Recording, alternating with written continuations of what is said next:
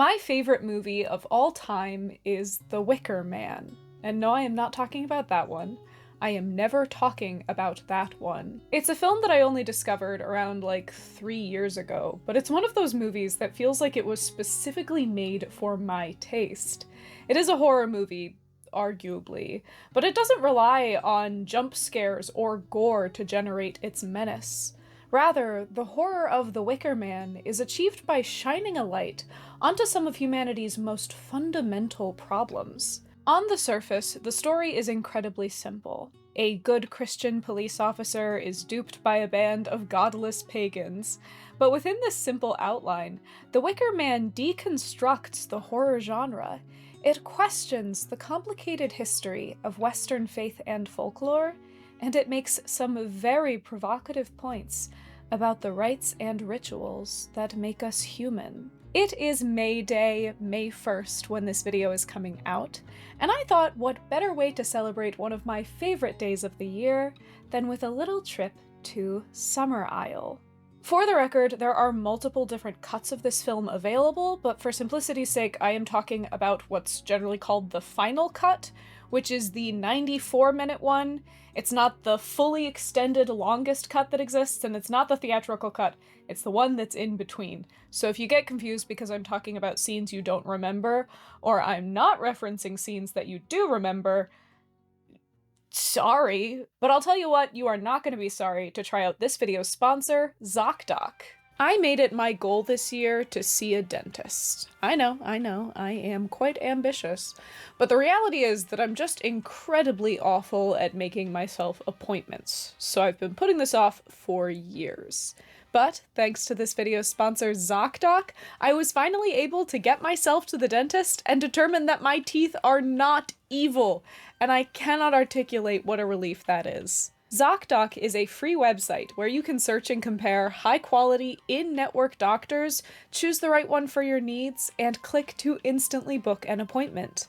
From primary care to dentistry, eye care, skincare, and nearly everything in between. ZocDoc has more than 150,000 healthcare providers across all 50 states, and they make it easy to book in-network appointments for whatever type of care you need. And there is no need to call doctors' offices on the phone and wait on hold either. ZocDoc allows you to do everything online. With ZocDoc, you can filter for doctors by insurance, location, and specialties, and see reviews by real verified patients, so that you can choose the best and most convenient care for you. And once you've found the doctor you need, you can see their actual appointment openings. And ZocDoc helps you get appointments fast, typically within just 24 to 72 hours of booking, and sometimes you can even make same-day appointments. Your health matters, and ZocDoc can help you get the care that you need. Just go to ZocDoc.com/JessOfTheShire to find and instantly book a top-rated doctor today. That is ZocDoc.com/JessOfTheShire to find and instantly book a top-rated doctor today. Thank you so much to ZocDoc for sponsoring this video, thanks to all of you for checking out my sponsors, and let's get back to it. The Wicker Man is a 1973 British horror film that tells the story of Sergeant Neil Howie, a police officer sent to Summer Isle to investigate the disappearance of a young girl named Rowan. Sergeant Howie is the model of an upstanding Christian man. He's the pillar of his community church, and he's engaged to be married to a nice young woman. He's an excellent police officer dedicated to the service of the law and justice. But nothing in his narrow life experience has prepared him for the trials that he will face on Summer Isle. Summer Isle is odd. It is renowned for its produce, especially its legendary apples, but the island itself is incredibly isolated and insular.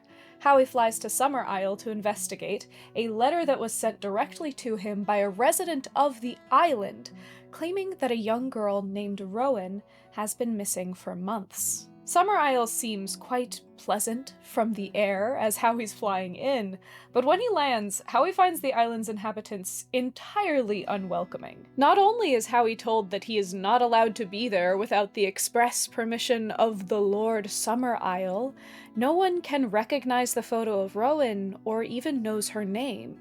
Well, they say that they don't know her name, but we'll see if that's true later on. Sergeant Howie goes to speak to Rowan's mother, where he finds that her shop windows are brimming with strange, almost Easter-themed artifacts. There are chocolate hares rather than rabbits, and cakes designed to look like children.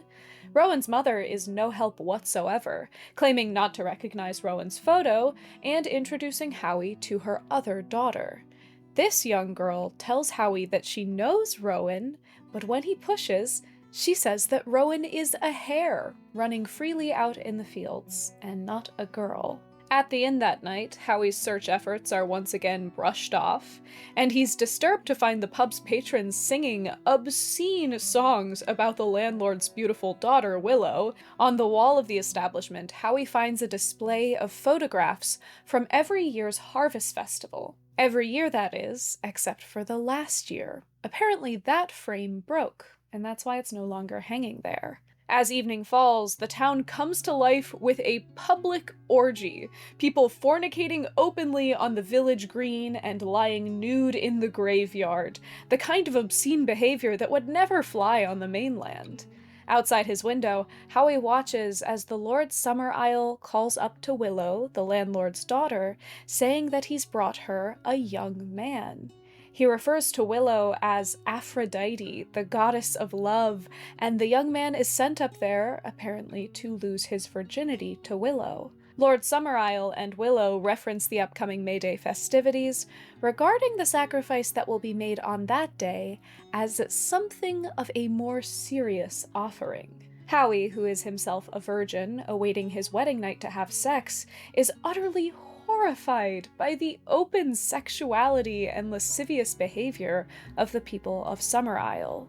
The next morning, Howie makes his way to the village school, where he finds the young boys engaged in an elaborate maypole dance, and the girls in the classroom learning all about the maypole's phallic implications.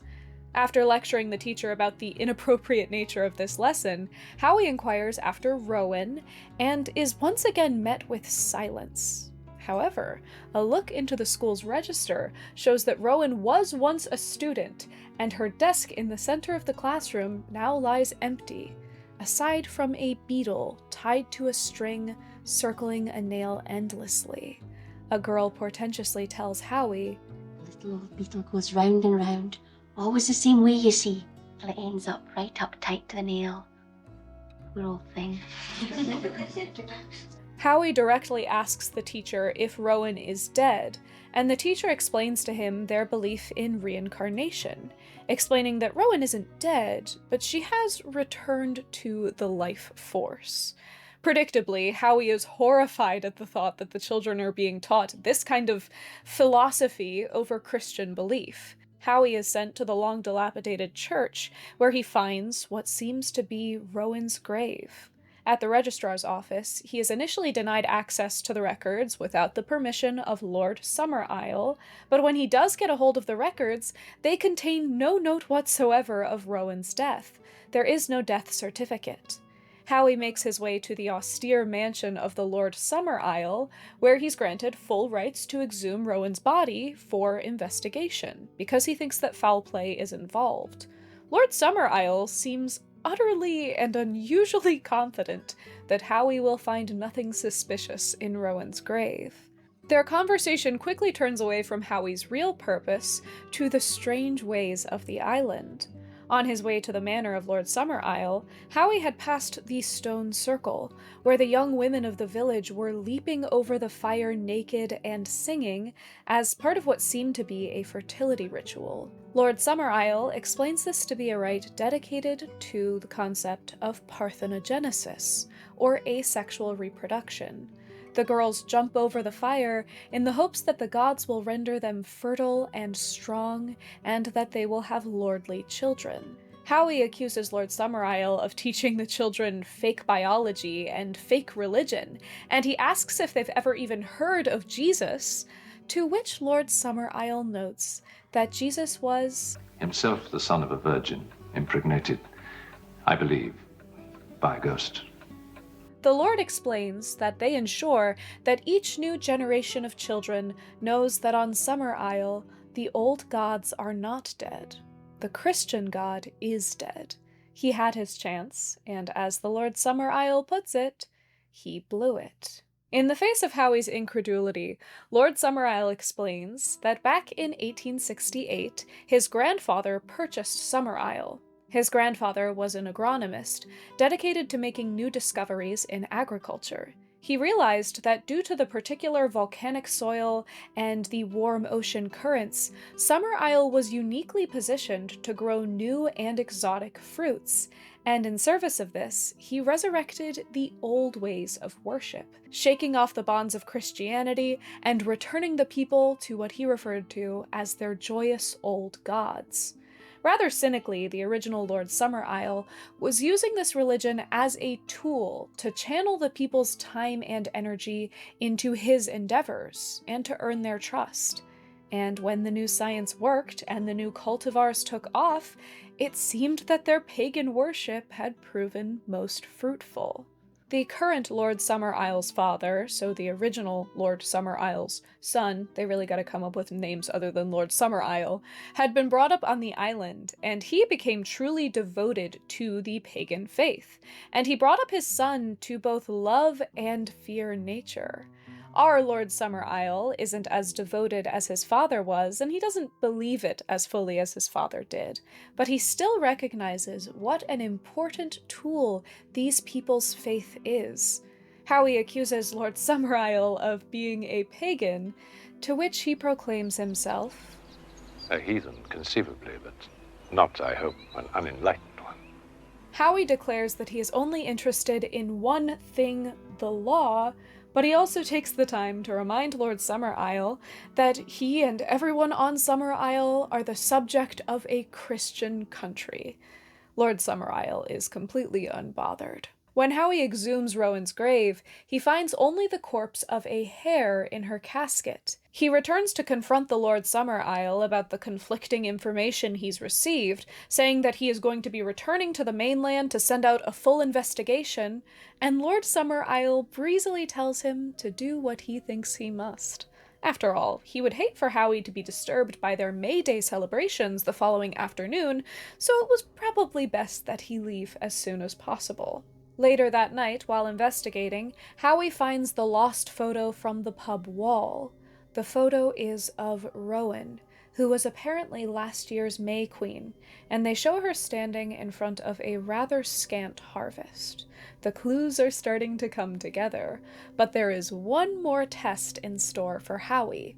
As he tries to sleep that night, the landlord's beautiful daughter Willow does a provocative song and dance, attempting to lure him to her bed. Howie only very narrowly resists this temptation. The next morning, Howie goes to the library to read up on the pagan traditions of the island, where he learns that the May Queen bears a very important role in bringing about a successful harvest. He realizes that Rowan apparently failed her duties to bring about a bountiful harvest, and that the barbarians on Summerisle plan to sacrifice her to appease their strange gods on May Day. Howie rushes off for backup, but these efforts are foiled when he discovers that the plane that he flew in on had been sabotaged. After a door-to-door search for Rowan proves fruitless, Howie returns to the inn for a nap, where he hears Willow and the landlord plotting to use magic to render him unconscious. He knocks the innkeeper out, he steals his costume, and he goes to the May Day parade in disguise as the Fool character. The procession is packed with a bizarre crew of characters, including a treacherous dance involving swords and potential decapitation, but Howie survives all the way to the shore, where a sacrifice of liquor is offered to the sea. But the true offering is yet to be made. Rowan is finally revealed, trussed up as the final sacrifice. Howie hurries to free her, and the two flee through the caves, only to find themselves face to face with Lord Summerisle and the women of the island. Rowan runs gleefully into their arms, asking them if she did it right. The trap snaps closed around Sergeant Howie. Lord Summerisle declares the game to be over. The game of the hunted leading the hunter. It turns out that the islanders brought Howie here on purpose, and they have controlled every single one of his actions since he arrived. Rowan is not their sacrifice, Howie is, and he's perfect for it. He's an adult man with the authority of the law, who's come there of his own free will, and he's still a virgin. Cornered by the island's residents, Howie's efforts at escape are proven futile.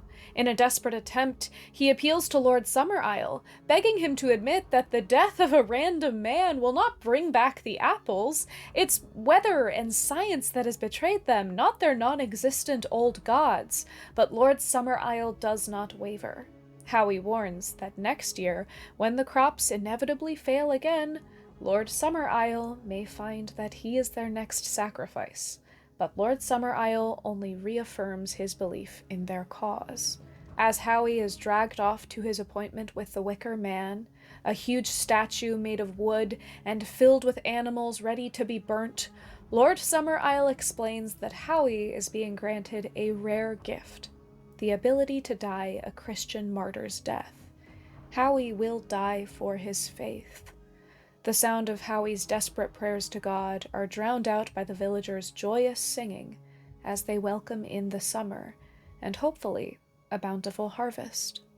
A huge part of the appeal of this film is that it is one of very few films, especially back in the early 70s, that portrayed these particular folkloric pagan practices. In horror especially, we'd seen plenty of non-Christian pagan horror stories, but these almost always ended up falling into the dichotomy of God versus Satan.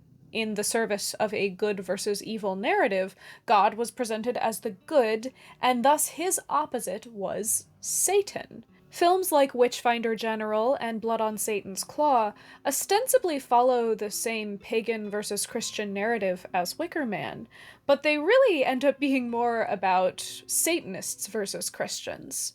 But the residents of Summerisle are most certainly not Satanists. Their belief system is loose and somewhat ill-defined, but there is no mention of Satan anywhere in their lore. And in fact, the iconography and imagery, the darkness typically associated with Satanists or witches or vampires or any of those other non-Christian systems of belief typically seen in horror, are completely missing from Summerisle.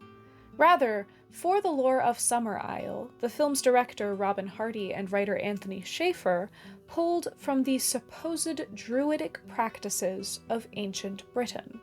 And I will say that the word supposed is doing a lot of work there. The problem is that while the Celtic people of Britain certainly had religious and folkloric practices in the days before Christianity became dominant, we really just don't know what they were. There's almost no written record from the people that were actually following these practices, and archaeological evidence is really hard to put together into anything definitive. The vast majority of folklore and traditions that many people recognize as pagan today are actually much more contemporary than you would think. But folklore, even invented Victorian folklore, says a lot about the people that invented it and the people that still use it today. So let's talk about the meaning and origins of some of the pagan practices that we see in this film. The maypole dance is one of the most iconic scenes in this movie, and maypoles are a central part of many modern-day May Day celebrations. The earliest mention of the maypole comes from 14th century Wales, where it was described that there was a tall birch tree around which local celebrations took place. Later in that century, the poem The Chance of the Dice made reference to a permanent maypole set up in London that was allegedly taller than the local church. These maypoles were known to be decorated with garlands and flowers, and although dances likely took place around them and under them, we don't have any proof that these were, like, a special kind of dance. You can kind of think of the maypole as like a 14th century disco ball. It's more of an accessory rather than a centerpiece, like it is in modern May Day celebrations. The version of the maypole that we see in the movie and in the modern day, the one with ribbons and a special dance, came about in the 1830s or so, when efforts were being made to revive the old customs of Merry England. Another thing that sets the historical maypole aside from the one that's seen in The Wicker Man is the fact that we have no evidence that maypoles were historically thought of as phallic symbols. It is explicitly pointed out as a phallic symbol in the movie, but that is not, as far as we can tell, a real part of pre-Christian tradition. At least there's no record of it. The idea of the May Queen is also a pretty contemporary one, and has no apparent grounding in historical fact. In the Middle Ages, you would elect someone to be a special leader for things like Christmas celebrations, the Lord of Misrule, and whatnot, but the tradition of electing specifically a young woman to be May Queen came about in the 1820s, along with other lord and lady characters that presided over seasonal festivities. At one point, Rowan's mother puts a frog in the mouth of a little girl who has a sore throat, explaining that the frog will take the croak from her, and although this feels like something that like an old-timey witch would have done, this is an invention for the movie. The idea of a sore throat being referred to as having a frog in your throat is, and as far as we can tell, always was entirely metaphorical, because, you know, sore throats make you croak, and frogs are croaking. But I think that the Hand of Glory is one of my favorite little folklore tidbits in this movie. When Willow and the innkeeper are trying to knock Howie out, they place what appears to be a severed hand that is lit like a candle in his room. And indeed, this is intended to be a severed hand. The Hand of Glory was a piece of witchcraft that was mentioned in literature of the 18th and 19th century. It was apparently the severed hand of a hanged person, and especially if that person was a murderer, you would take the hand that they had done the murder with, and you would cut it off their body. You would wrap this hand and preserve it in a special way, basically mummifying it, and then you would position that hand to act as a candlestick to hold a candle.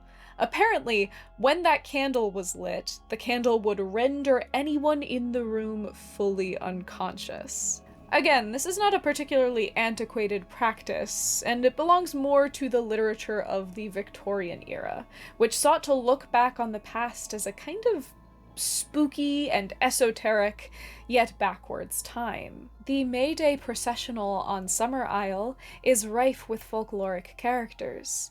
We can see hobby horses, which are first mentioned in the 14th century.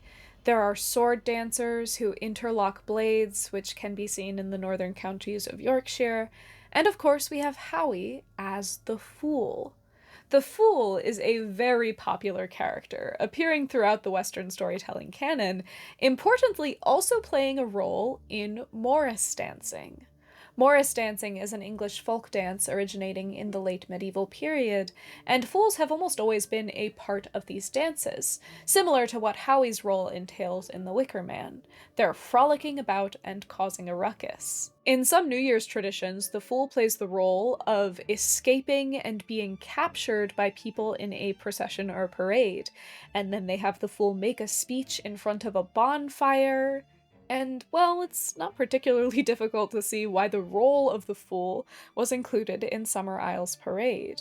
None of the characters involved in this processional are particularly ancient, except arguably the Fool, because we've been writing fools into things for forever, but they were all resurrected and kind of clarified into their particular roles in the mid-Victorian period as part of a way to revive the old ways. Even the holiday of May Day itself has a kind of illusion of antiquarian grounding. In the school's register, the time of year is referred to as the Beltane term. Beltane is one of 4 of what we believe to be the holidays once celebrated by some of the Celtic people. These holidays consisted of Lunasa, a harvest festival which took place generally around the beginning of August, Samhain, which closed out the year at the end of October, Imbolc in early February, which welcomed in the first signs of winter's end, and Beltane at the beginning of May, which celebrated the arrival of another summer.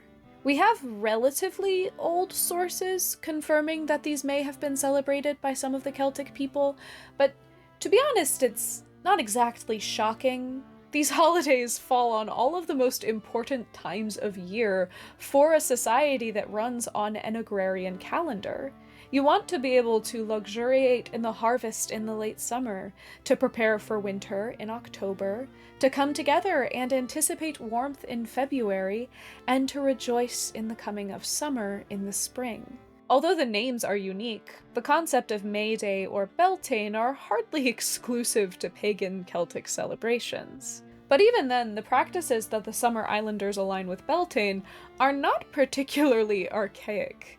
The term Beltane is not English in origin, so all of the very English May Day traditions, the games, the maypoles, the May Queens, aren't even really connected to Beltane traditionally. Beltane is thought to have been celebrated with bonfires and the ritual purification of livestock in Ireland and Scotland, where they actually referred to the holiday as Beltane. But the main folkloric piece of this story is, of course, the Wicker Man.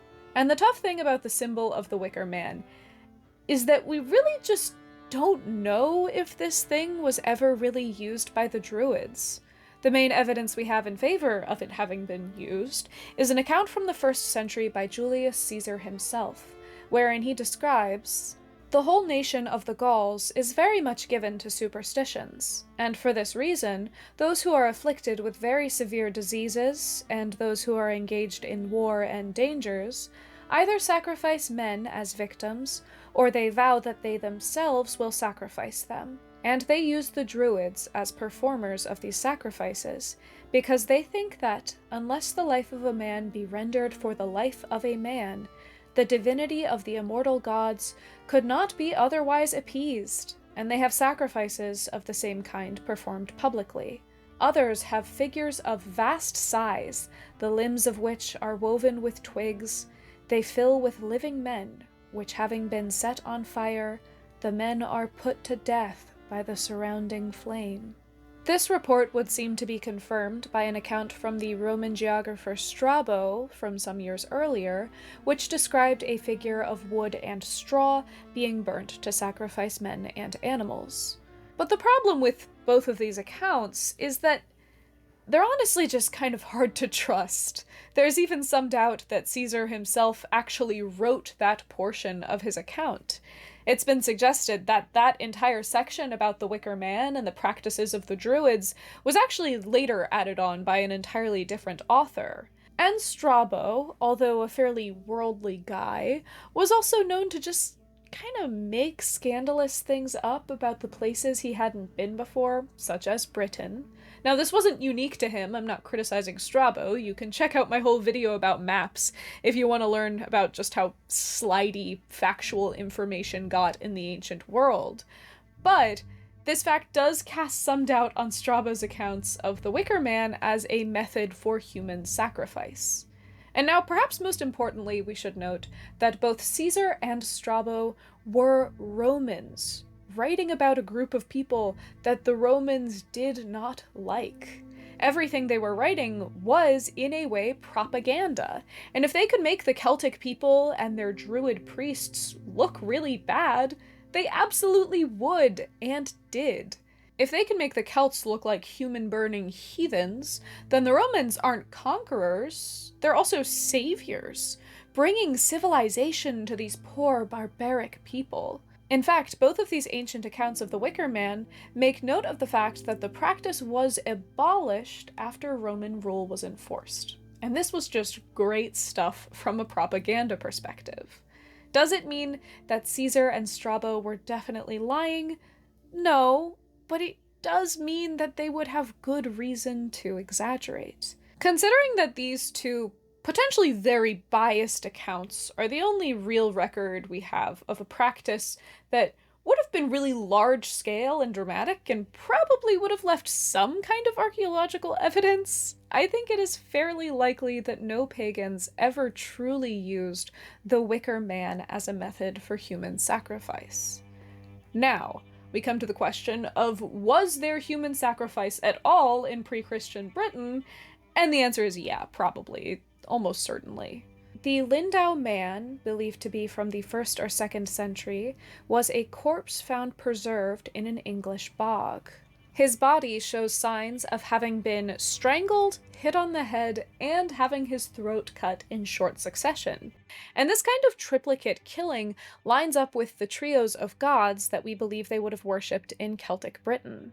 It's also believed that the Lindau man was relatively wealthy, implying that he was perhaps even a willing sacrifice, or at least a very valuable one. It is really hard to say exactly why someone was killed through archaeology alone, so we can't say with certainty that any corpse was a human sacrifice, but in all likelihood human sacrifice was a part of Britain's pagan religious practices. But we just don't know exactly how these practices occurred. And yet, you can't deny that the Wicker Man is just a really great symbol. It is a very visually striking image. It was this immediate impact that first cemented the Wicker Man into the public consciousness. In 1776, Thomas Pennant published a series of history books on Wales that included this imposing depiction of the Wicker Man, stuffed with wailing sacrifices, and I'll tell you what, this image is not one that you're likely to forget. It is really easy to forget or miss historical details, but images stick, no matter how fabricated they are. After the movie The Wicker Man came out and popularized this image, Celtic reenactors actually began using, non-human filled wicker men in their celebrations. Festivals like Burning Man are entirely built around the concept of burning a big wooden guy. It seems like there is something in this image, historical or not, that just feels significant on a very human level. And it is this sort of balance that we find in all of the pseudo-pagan rituals seen on Summer Isle. They have some basis and grounding in human instinct, in the images that we find intriguing and the things that make sense to us, but they are almost certainly not connected to real pagan historical practices. So we're left with the question, where did all of these ideas come from? And the short and sweet answer is James Frazer and the Victorians, which kind of sounds like a fun band name, but is actually just the unfortunate distortion of historical reality due to a crazy Victorian superiority complex. James Frazer was a Scottish anthropologist who, in his 1890 publication The Golden Bough, spearheaded the study of comparative religion. Frazer proposed in this book that all ancient humans around the world once believed in a cycle of their god's death and rebirth, the kind of thing that was derived from the dying and returning of plants with the seasons. Frazer extended this hypothesis into modern Christian worship, seeing Jesus' story as yet another manifestation of this cycle. In this light, folklore worked kind of like evolution, the superstition of the past being honed down into the faith of the present, with science as the newest and truest manifestation of human belief systems. The Golden Bough, the book where Frazer explores these ideas, was very popular at its time, and Frazer's theories did have some grain of the truth. However, a sense of superiority infuses this entire hypothesis, inspired by Frazer's own distaste for the old ways of belief. As Ronald Hutton puts it, his own religion was science and the spirit of rational inquiry. He wanted both religion and a belief in magic to wither away across the modern world, to be replaced by that spirit. James Frazer was not a fan of Christianity, and this meant that he was even less of a fan of the pre-Christian religions, which he thought of as representative of pure ignorance and barbarity. And all of this was facilitated and encouraged by the general Victorian sense that the past was interesting and kind of cool and sexy, but we're all so much better than them now. The Victorians treated folklore and faith like it was evolution, and they thought that natural selection had deemed their understanding of the world to be the superior and enlightened form. This is a belief that was spurred on by widespread racism and ethnocentrism.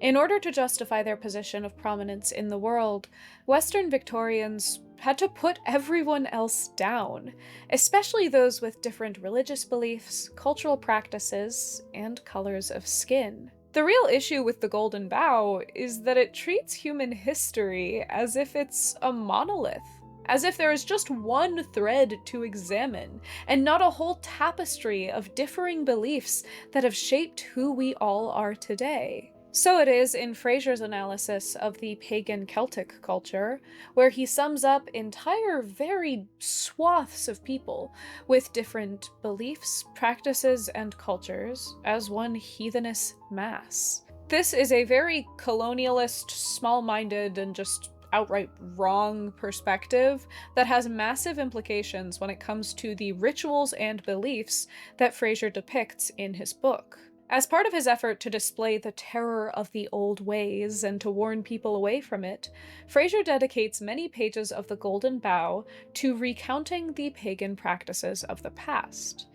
Now, the thing about Fraser is that he wasn't particularly choosy when it came to, ensuring that these practices were actually historically real, and he was operating from a limited Victorian perspective of history. So things like the Wicker Man were put in there as if they were pure fact, completely unquestioned by the book. Now, the funny thing here is that Fraser intended all of his descriptions of magic and orgies and human sacrifice and open nudity to act as a warning against that kind of disgusting heathenism. But unfortunately for him, people have taken those warnings as a suggestion list of all of the transgressive and awesome things that people used to get up to before, the Christians came in and killed all the fun. So not only was Fraser spreading misinformation about pagan belief, this information was being adopted by many people in the late Victorian era and throughout the 20th century as pure fact. And I do get it. Fraser's reports were sensational and definitive in a way that real history almost never is. Real history, especially the history of something as nebulous as folklore, involves a lot of guesswork. It's a lot of maybes, a lot of we can't be sure, but possiblies. And in a world that is struggling so hard to find its identity, that wants so desperately to ground itself in the past in some way, the kind of clear, authoritative report that Fraser created was easily able to erase history because it gave people something simple, direct, and not confusing to cling to. So it is that Fraser's ahistorical, ethnocentric writings on pagan culture were taken by many people as gospel. And some of the people embracing the writings of Fraser were Robin Hardy and Anthony Shaffer, the makers of The Wicker Man. The Wicker Man is arguably based on the novel Ritual by David Pinner, which was published in 1967. The plot beats are at the very least quite similar. There's a Christian police officer investigating a missing child in a strange village. But I would argue that if The Wicker Man is an adaptation of anything, it's an adaptation of The Golden Bough. So much of this film's folklore, from maypoles to The Wicker Man itself, and even exact phrases, are pulled directly from Fraser's writing. Throughout their lives, Hardy and Shaffer, the filmmakers, continued to spread misinformation that things like The Wicker Man and other practices plucked from the research of James Fraser were historically real. They just never figured out that it wasn't necessarily true according to modern archaeology and history. And I would be more upset that they got all of that wrong, except for the fact that that kind of ignorance really works in the movie somehow. I would argue that the most important scene in this film Aside from the one where the guy gets burnt up in the giant wicker man, I would say that scene is the conversation between Lord Summerisle and Howie about the origin of the island's pagan beliefs. And in the original screenplay written by Schaeffer, this scene was even longer and far more revelatory. You can find it in the appendices of this book if you're interested in reading it for yourself. In this original version, Lord Summerisle explains that the people of the island had once generally been devout Christians, but they had been rendered hopeless by the lack of God's intervention in their meager harvests. Lord Summerisle explains, "My grandfather's experiments had led him to believe that it was possible to induce here the successful growth of certain new strains of fruit which he had developed. So, with typical mid-Victorian zeal, he set to work. But of course, almost immediately, he met opposition from the fundamentalist priests, who threw tons of his artificial fertilizer into the harbor on the grounds that if God had meant us to use it, he'd have provided it. My grandfather took exactly the same view of priests, and realized he had to find a way to be rid of them. The best method of accomplishing this, it seemed to him, was to rouse the people from their poverty-induced apathy by giving them back their joyous old deities.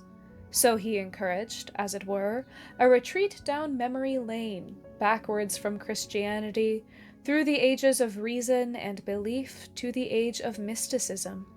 These islanders needed little urging.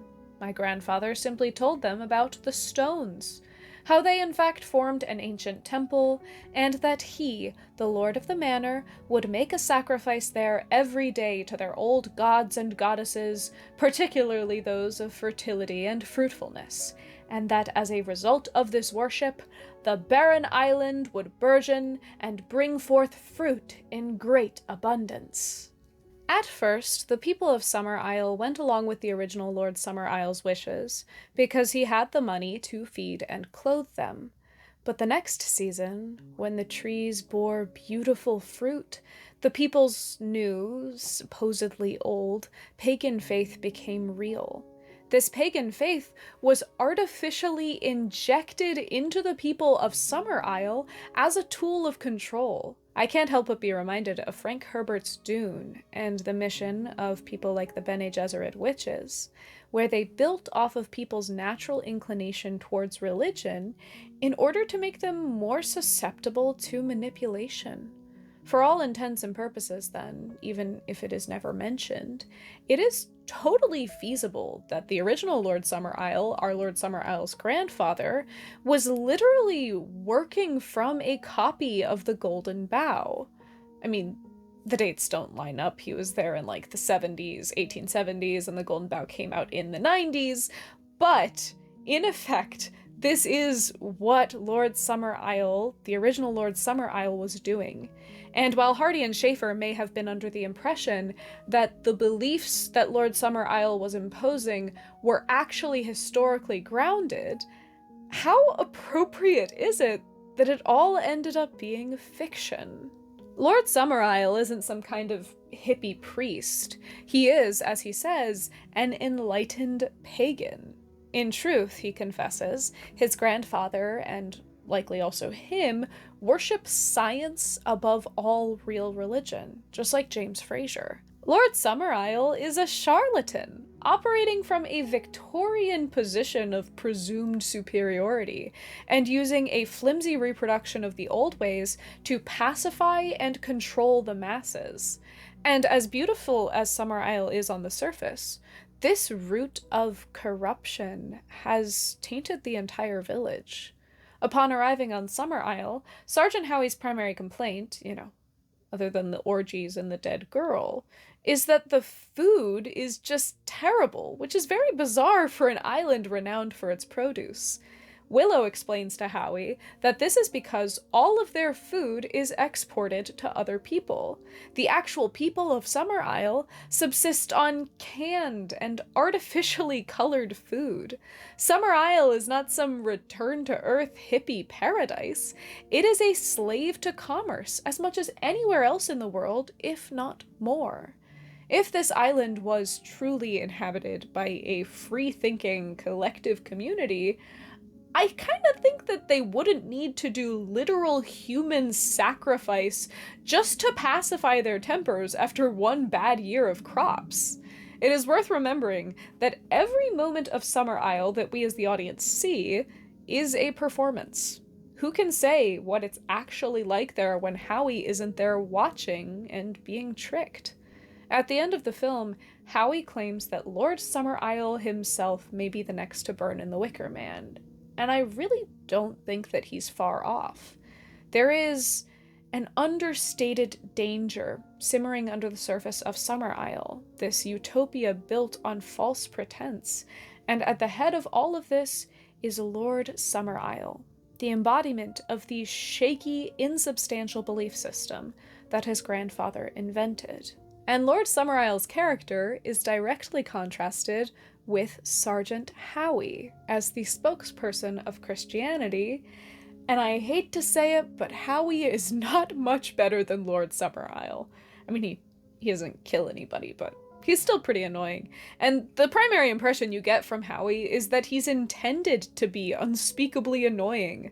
From the get-go of the film, he is just a killjoy. He's a wet blanket. The people of the pub are all, like, consenting adults. They can sing their salacious drinking songs. Even Willow's really into it, and she's the one being objectified.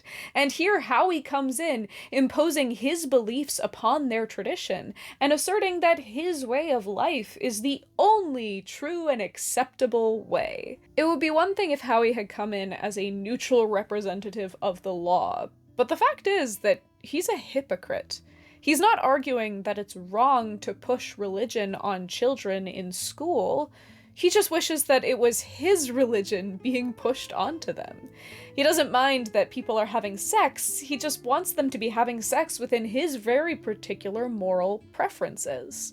He wants all of them to be capitulating to his specific version of life and death. Scenes are inserted into the film of a Christian mass, particularly a communion ceremony wherein the blood and body of Christ are consumed, and these are directly contrasted to the rituals of Summer Island. I think the movie is suggesting that perhaps to the residents of Summer Isle, Howie's rituals would seem just as obscene as theirs are to him. Howie is apparently there to investigate Rowan's disappearance, but he clearly cares far more about imposing his moral perspectives on an island of people that have made it abundantly clear that they want nothing to do with what he's selling. Whether Howie is right or wrong, I think that most people would agree that his approach is not the right way to go about this. And this all means that just as Lord Summer Isle is a very hollow representation of his people's belief, Howie is not a particularly good Christian. The film isn't really about a conflict between pagan belief and Christianity.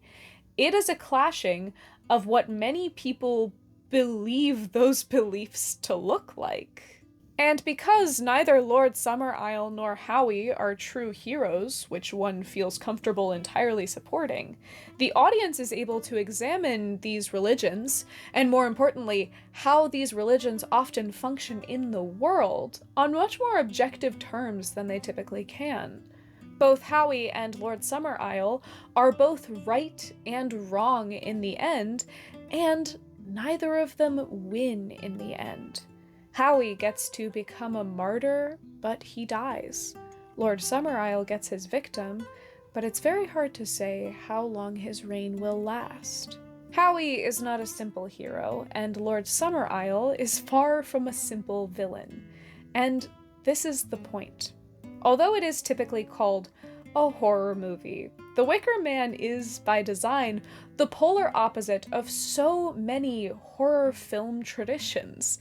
Rob Hardy intended the film to be a kind of antithesis of the Hammer horror films, which would be, if anything, more scary. Hammer Films was a production studio famous for producing some of the biggest horror flicks of the 60s and 70s. They took on stories like Frankenstein, Dracula, and The Mummy, and were known for very flashy, formulaic horror. The Wicker Man was not that, and perhaps the clearest way that they could have laid that out was in the casting of Christopher Lee as Lord Summerisle. Christopher Lee had become famous through Hammer horror films, starting out as the monster Frankenstein, and really making his name in a number of Dracula films. And these films were campy, to say the least, with grand, ostentatious performances, especially from Christopher Lee. And eventually, as I think anyone would, Christopher Lee got very tired of performing these simplified, purely monstrous monsters. Thus, when the Wicker Man script was presented to him, he leapt on the opportunity, and he became one of the film's greatest advocates. There were a lot of problems with distributing the film because of just various studio issues that we won't get into, but Christopher Lee was at the point where he was asking his critic friends directly to watch the movie and review it, which is kind of a major faux pas, but it just shows how much he loved this story. He said that it was one of the best written scripts he had ever taken part in. And you can see this love in his performance, this desire to do something different to the Hammer horror film formula. Lord Summerisle is absolutely the anti-Dracula. Dracula was overtly sinister and openly sinister, in a way that Lord Summerisle never was. Lord Summerisle wears Converse and kilts, and has a lovely modern hairdo, rather than a cape and fangs. Compared to the very simple, violent, sexual desires of Dracula, Lord Summerisle's plans are built off of quite cold calculation. And perhaps most importantly, Dracula, in the end, is always defeated. The good guy comes in and saves the day, but it is not so in Wicker Man. I would argue that Howie's whole issue, the problem that he's having, is that he thinks he's taking part in a Hammer horror film. He comes to the island with all of his righteousness and goodness, knowing that he's going to be the big man who sweeps in and saves the day. And in fact, the islanders are relying on Howie's confidence in this regard. They have designed the entire game of Howie's entrapment on this premise. They've preyed on Howie's assumptions that the supernatural is at work, when in fact they needed none of the old god's power to entrap him. Typically in traditional horror, the whole bait and switch is that the police find out that the murderer is actually a supernatural monster. However, in The Wicker Man, they reverse this, and the supernatural threat turns out to be sickeningly au naturel. The genders of this film are also just all out of whack when it comes to traditional horror. Early horror films are replete with gasping, buxom maidens in distress. Monsters like Dracula are meant to be preying on these women's sexual vulnerability, and the good Christian hero is meant to sweep in and save them from this depravity. But this is not the case on Summerisle. Rather, Howie, our male protagonist, finds himself under the predation of incredibly sexually coded women such as Willow. The hunter has truly become the hunted. Often in the horror of the mid-20th century, sex was presented as a sin that will result in death. The most sexual characters in the film are punished for their overt sexuality, whereas the virgin is the one girl who gets to make it to the end of the film because she remained pure. However, in The Wicker Man, sex is actually represented as a life-preserving force. If only Howie had given in to Willow's temptation the night before May Day, if only he had not been a virgin, he may have been spared. And both Howie and Lord Summerisle, despite being men, are quite feminized masculine figures. Lord Summerisle literally dresses as a woman for their procession, and it's clear that all of the other most powerful people on the island are women. Howie ends up falling into the damsel in distress role as these monstrous women exploit his naivete. The Wicker Man is a lot of things, but it is not a story of good versus evil. Howie thinks that it is, but the Islanders do not. To them, it is simply nature versus man, or really man within nature, man as a part of nature. They do not follow the Christian worldview of viewing humans as something exceptional to nature, stewarding over it. Rather, these people recognize themselves to be just another working part of nature. But the Wicker Man makes it clear that nature is not an inherently good force. As Alan Brown puts it, the Wicker Man dismantled the then fashionable theories about getting back to nature, getting in touch with the soil, and exposed them as muddle-headed sentimental fantasias. A life in nature is a red life, in tooth and claw, where nothing is rehearsed but the eternal Darwinian triumph of the strong over the weak, and the line between what most of us recognize as civilized behavior and barbarism is not fixed but flexible, because there are no arbiters but those themselves involved.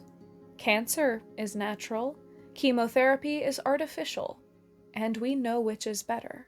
But it really is the ending, the glorious, chilling conclusion of this movie that brings the concept of the anti-horror horror movie around.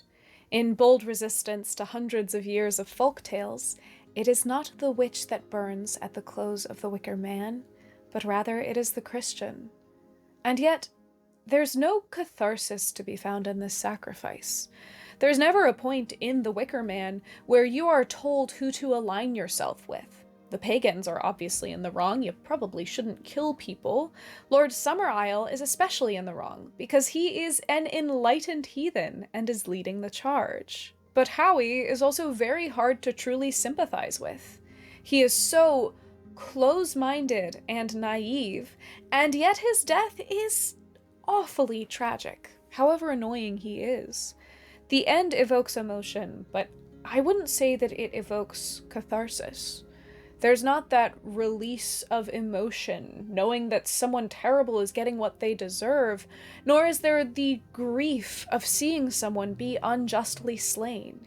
It is deliciously unsettling in this way, and utterly at odds with most of the horror movies of its day. Apparently, when this film was in its final stages, studio executives tried to push to have Howie suddenly be saved by a sudden rainstorm, by divine intervention. And let me just say, thank God that did not happen, because it is exactly the lack of supernatural intervention, either from God or from Summerisle's pagan gods, that makes this film work. As always, I find myself brought back to Terry Pratchett, and in particular his proposition that belief is an invisible and intangible but very considerable force. People generate belief, they exist in belief, and that belief has to go somewhere. The original Lord Summerisle recognized that the people of the island had a lot of power in their belief, and when they felt that they had been failed by their Christian god, he was able to run in and redirect that belief to his own selfish means. Everyone in The Wicker Man is a fervent believer. Howie in the Christian god, the people of Summerisle in their gods, and even Lord Summerisle himself in his science and in himself, and the honest and terrifying ways in which that belief manifests is one of the most intriguing things about this film. That's the reason I always come back to it. I do think that in the modern age we're having kind of a crisis of faith. And I don't mean that in the way that that usually is used. I mean that we as humans love rituals. We love to use rituals to mark out time, to lift our spirits, and to bring ourselves together, and we have been doing this since forever.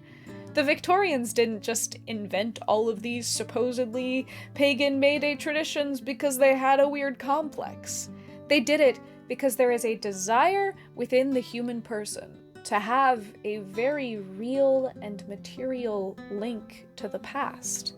We want to believe that when we do these kind of rituals, we're connecting not just with each other in the present day, but with the people of the past, and that these beliefs will be carried forward into the future. But the modern day is tragically thin on the ritual front, especially in America, where I am. Many people have religion to fill this void, but a lot of people don't have that outlet. I think that concerts, really good concerts anyway, are a pretty good example of modern ritual, and parades and holiday parties kind of exist in that realm, but I do wish that we had more. Back in June of 2006, so like actually almost exactly 20 years ago, my family was living in a little village in England. And one night at like 9 o'clock, I was awakened from my slumber by my parents, who told me, "Quick, get up and get dressed." And when I did, I was dragged outside to the pub that was right next door of our cottage, where a troupe of folk dancers had materialized. And everyone else in the village had come out, and there was music and dancing and just being together. I actually still have pictures from the event with my sisters and my family, where I'm wearing my school uniform from the previous day, and I look kind of tired and manic, but that's just because I was having the best time. We all did. And to tell you the truth, I know nothing about this event. I don't know if it was a yearly tradition. I don't know if it ever happened again. I don't know who those people are or where they came from. But I do know that I was like 7, and I have never forgotten that night, even over the course of 20 years. It felt like a moment out of time. It felt like the Fae had suddenly magically appeared, and for the last like 20 years I have continued to crave that kind of spontaneous, magical ritual. Now, am I telling you to get your Wicker Man out and go and find a virgin? No, it's obvious that Lord Summerisle and his folks were a little off course in terms of the whole morality thing, but I do think that films like The Wicker Man are so important for their ability to remind us that these kinds of rituals matter. Our folklore, and what we believe our folklore to be, are a very important part of who we are. At the heart of this film, I think we find a message that belief of all kinds, ritual or religion, cannot be ignored. History, however murky it may be, is closer than we think, and we have not changed all too much since the days of the old gods. So I hope that you are able to find a way to celebrate this incoming spring, or, fall, if you're on the entire other side of this planet, sorry.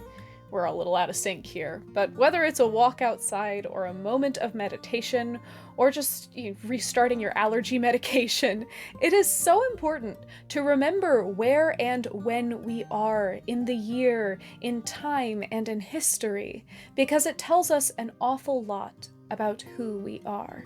But whatever you do, please just don't go around burning people in a giant wicker man, because I feel like that'll get connected to me and then I'll get canceled. And I really don't want human sacrifice to be the thing that takes me down. That feels kind of archaic. In the comments, let me know if you've seen The Wicker Man. Not that one.